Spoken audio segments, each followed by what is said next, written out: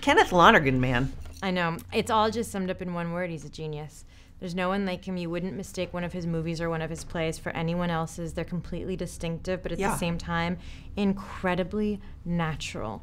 They're so real that It's life. I know. And then somehow at the end, it transcends itself. And you're like... And the only explanation is genius. The clip that I'll show is, of course, the scene that you have with Casey Affleck, because what?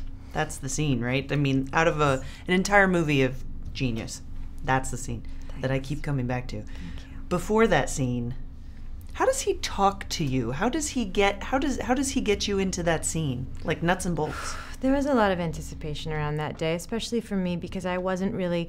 Those guys were like on the loop. You know, they'd been filming for a long time, and they were sort of jogging it out, and I had to kind of cold start on that.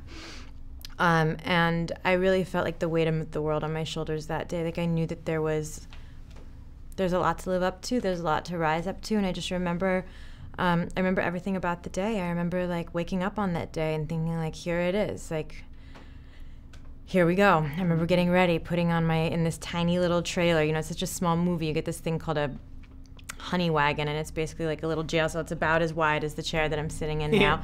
And I remember putting on my makeup and putting on my clothes and just knowing like there's a ticking clock and they're gonna call me and I'm gonna go up there, and then there's gonna be this thing that I've been waiting to do for months and months and months, that I've prepared for, that I've thought about. And walking up there, you know, Kenny's a big open heart, and he didn't say anything. He didn't ask for anything. He just like sort of took a deep breath and said like, it's time to go now. Like, let's go. I don't have anything big to say. It's okay. I know you've been around, and I thought just been getting Patrick settled in. It seems like he's doing pretty good, huh? Considering. I think he is. Yeah. I guess you don't know this, but I really kept in touch with Joe. It's been kind of weird for me not seeing Patrick. Oh, okay. I didn't know.